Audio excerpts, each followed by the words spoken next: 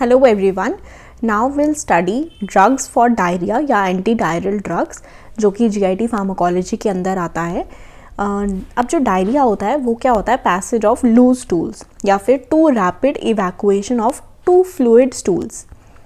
अब ये दो टाइप्स का होता है डायरिया। एक होता है सिक्रीटरी जो कि किसी इन्फेक्शन की वजह से नहीं होता, और एक होता है किसी इन्फेक्शन की वजह से होने वाला।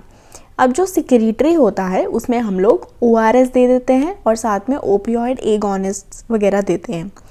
लेकिन जो इन्फेक्टिव होता है उसमें ORS के अलावा हमें एंटीबायोटिक्स देनी पड़ती है, प्रोबायोटिक्स देनी पड़ती है जो कि बैक्टीरिया के लिए होती है। अब इन पीडियाट्रिक्स बच्चों में हम लोग ये ORS सॉल्यूशन के साथ साथ हम लोग जिंक को भी ऐड कर देते हैं। ORS की अगर हम देखें बात तो फिर वो कैसे बना है। सबसे पहले आता है NaCl, ठीक है, salt, it is 2.6 grams. Then comes KCl, it is 1.5 grams. Then sodium citrate, it is 2.9 grams. अगर आपको ग्राम वगैरह नहीं याद तो कम से कम इतना याद रख लो कि सबसे ज़्यादा हमें ग्लूकोज मिलता है, ठीक है, सबसे कम क्वांटिटी में KCl होगा, सबसे ज़्यादा ग्लूकोज 13.5 ग्राम्स। अब इनकी ऑस्मोलैरिटी, हम लोग इनको क्यों यूज़ करते हैं ORS को, क्योंकि हमारे अंदर डायरिया की वजह से वाटर की बहुत कमी हो जाती है जिसकी वजह से डिहाइड्रेशन, ओके, तो इसकी वजह से डिहाइड्रेशन हो जाता है। इसीलिए हम ORS यूज़ करते हैं क्योंकि इन लोगों की जो NaCl, KCl ये सब चीज़ें हैं, ग्लूकोज, इनकी ऑस्मोलैरिटी होती है जिसकी वजह से ये वाटर को अट्रैक्ट करते हैं और हमारे अंदर रिहाइड्रेशन लाते हैं। So that is why oral rehydration salt, it is a mixture, और ये हम लोग 1 लीटर ऑफ वाटर के साथ मिक्स करके देते हैं ORS। सोडियम की नॉर्मल ऑस्मोलैरिटी होती है 75 मिली ऑस्मोल्स, पोटाशियम की 20, क्लोराइड की 65, citrate 10 and glucose 75। You can see कि सोडियम और ग्लूकोज की सेम होती है, तो इन सबको मिला के होता है 245 मिली ऑस्मोल। हम लोगों ने बात की है ORS की। ये हाँ डायरिया में तो यूज़ होता ही है, साथ में कोई बर्न का पेशेंट है, बर्न्स होते हैं जिनको, उनके अंदर भी जो वाटर है वो स्किन के थ्रू बाहर आता है, तो हमें उनको भी हाइड्रेट करना है, इसीलिए ORS देते हैं। या फिर हीट स्ट्रोक हुआ किसी को, या कॉलेरा की वजह से जो स्पेसिफिक डायरिया होता है, किसी भी केस में हम लोग ORS तो हमें देना ही देना है। देन हमने बात की यहाँ पे ओपियोइड एगोनिस्ट्स, इनको देने से होता है। अब ओपियोइड एगोनिस्ट जो होते हैं वो म्यू रिसेप्टर्स के ऊपर काम करते हैं। म्यू ओपियोइड एगोनिस्ट हैं लोपेरामाइड एंड डाइफिनॉक्सीलेट। इन दोनों में डिफरेंस क्या है कि जो लोपेरामाइड है वो ब्लड ब्रेन बैरियर क्रॉस नहीं करता, और डाइफिनॉक्सीलेट जो है वो क्रॉस कर देता है। अब वो ब्लड ब्रेन बैरियर क्रॉस कर देता है, इसलिए वो एक एब्यूज पोटेंशियल यूफोरिया क्रिएट करता है। लेकिन लोपेरामाइड जो है वो नहीं करता, वो सिर्फ सिक्रीशन को कम करेगा और साथ में मोटिलिटी को भी कम कर देगा। सिक्रीशन को कम करना ये तो हम चाहते ही हैं, लेकिन मोटिलिटी जब कम होती है ना, तो हम लोग मोटिलिटी कम नहीं करना चाहते इन इन्फेक्टिव डायरिया। क्यों? क्योंकि इन्फेक्टिव डायरिया में जो हमारी कॉलोन है उसके अंदर एक बैक्टीरिया है या कोई इन्फेक्शियस एजेंट है। अगर हम लोग मोटिलिटी को कम कर देंगे तो वो जो बैक्टीरिया है वो आगे नहीं जा पाएगा, वो वहीं पे इन्फेक्शन जो है वो फ्लेयर अप हो जाएगी और बढ़ जाएगी। So it is Contra indicated, this loperamide, this is Contra indicated, that is why in infective diarrhoea, and also it is contraindicated in children less than 2 years because of it decreases motility. Okay, secretion कैसे कम करती है? Mu receptor agonist के form में। अब ये जो डाइफिनॉक्सीलेट है ये एक यूफोरिया क्रिएट करता है, हमने बोला ना, हम अब्यूज पोटेंशियल बेसिकली। तो हम क्या करते हैं, साथ में एट्रोपिन दे देते हैं। अब एट्रोपिन जो है ना वो ब्लड ब्रेन बैरियर वो भी क्रॉस कर देता है। हमने डिफिनॉक्सीलेट को भी क्रॉस करवाया और एट्रोपिन भी क्रॉस कर रहा है। ये जो है ब्लड ब्रेन बैरियर क्रॉस कर कर हमारी ब्रेन में डेल्यूरियम वाली कंडीशन क्रिएट करता है, डिलीरियम, ठीक है। तो यूफोरिया प्लस डिलीरियम, तो इसमें ये दोनों ऑपोजिट हो जाते हैं, तो इसीलिए अब्यूज पोटेंशियल जो है वो डिक्रीज हो जाता है, इसीलिए हम लोग एट्रोपिन ऐड कर देते हैं। And the last one is racecadotril, नाम काफ़ी बड़ा है, रेसिकाडोट्रिल। ये जो है दोनों में ही यूज़ हो सकता है, इन्फेक्टिव में भी और सिक्रीटरी डायरिया में भी, साथ ही साथ ये चिल्ड्रन में भी सेफ है। अब ये जो रेसिकाडोट्रिल है ये कन्वर्ट होता है, क्योंकि ये प्रो ड्रग है तो ये कन्वर्ट होता है हायोरफान में, ये कहाँ पे हो रहा है, ये इंटेस्टाइन में कन्वर्जन हो रही है। साथ में जो ये थायरफान है ये इनहिबिट करता है एनकेफेलिनेज। अब एनकेफेलिनेज नाम से हमें पता लग रहा है कि ये एनकेफेलिन को क्लीव करता है, राइट।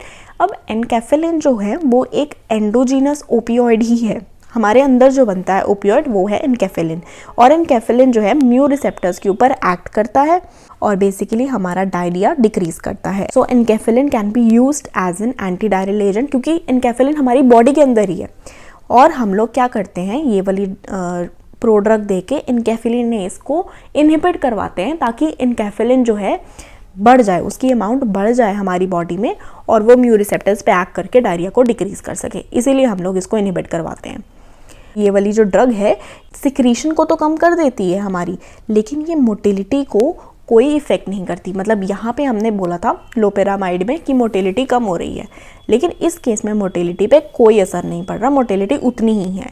इसीलिए हम बोलते हैं कि ये इन्फेक्टिव में भी यूज़ हो सकती है, क्योंकि ये मोटिलिटी पे कोई एक्शन नहीं करती। एंटीबायोटिक्स ऑब्वियसली कोई इन्फेक्शन हुई है तो हमें कोई एंटीबायोटिक देनी पड़ेगी।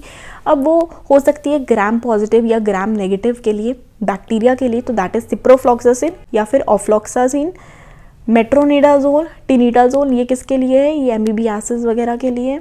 और साथ में रिफैक्सिमिन या रिफैम्पिसिन का ग्रुप का कोई भी मेंबर, ये लोग डीएनए डिपेंडेंट आरएनए पॉलीमरेज को इनहिबिट करेंगे, तो मतलब है आरएनए की सिंथेसिस कम होगी। तो ऐसे करके ये लोग इनहिबिशन करते हैं, अपना एक्शन करते हैं। कहाँ कहाँ ये यूज़ हो सकते हैं ये एंटीबायोटिक्स, ये स्यूडोकोलाइटिस, एंटेरोकोलाइटिस, ठीक है, यहाँ पे यूज़ हो सकती है। हिपैटिक इंसेफेलोपैथी में यूज़ हो सकती है।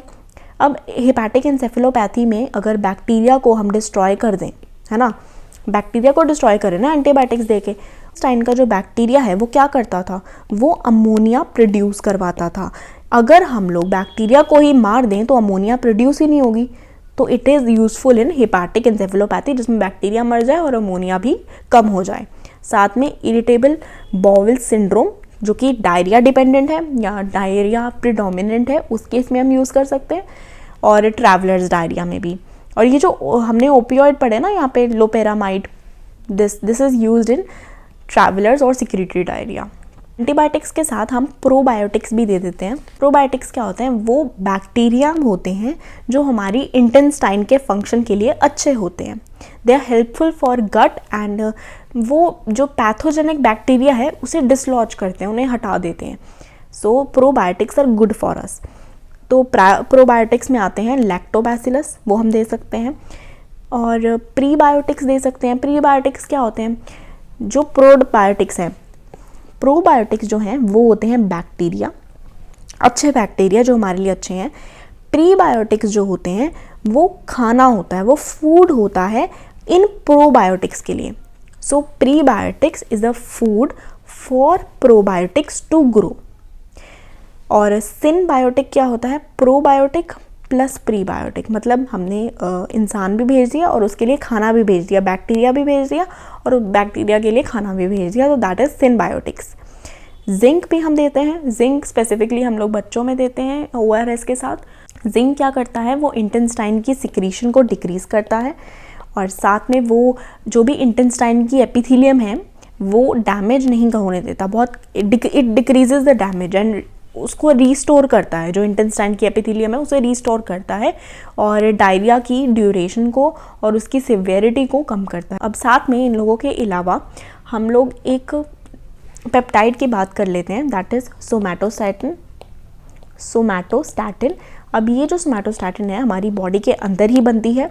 It is a 14 amino acid peptide, okay, और ये GIT में भी रिलीज़ होती है और पैंक्रियाज में भी रिलीज़ होती है। वही पैंक्रियाज के जो D सेल्स होते हैं वो रिलीज़ करते हैं इन्हें। ये जो है सोमैटोस्टैटिन, इनके कुछ फंक्शंस होते हैं, जैसे कि बेसिक हमने यहाँ पे क्या पढ़ना है कि ये रिड्यूस कर रही है इंटेस्टाइनल फ्लूइड सिक्रीशन को और पैंक्रियाटिक सिक्रीशन को। तो अगर ये इंटेस्टाइनल की फ्लूइड की सिक्रीशन को कम कर देगी तो हमारा डायरिया होने के चांसेस कम हो जाएंगे। साथ में ये गैस्ट्रो इंटेस्टाइनल मोटिलिटी को भी डिक्रीज करती है।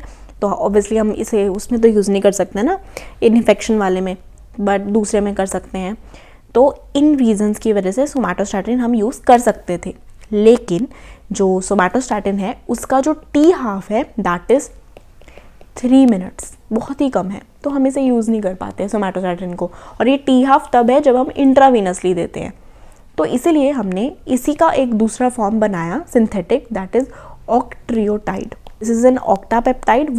ये जो है इसका T-half हमने बढ़ा दिया, उसका 3 मिनट था तो इसका हमने 1.5 आवर्स कर दिया। अब ये जो ऑक्ट्रियोटाइड है it has dose related effects. Dose related effects का मतलब है कि वो डोज डिपेंडेंट है। अगर हाई डोज होगी तो ही वो डायरिया को प्रिवेंट करेगा। कैसे? By decreasing motility.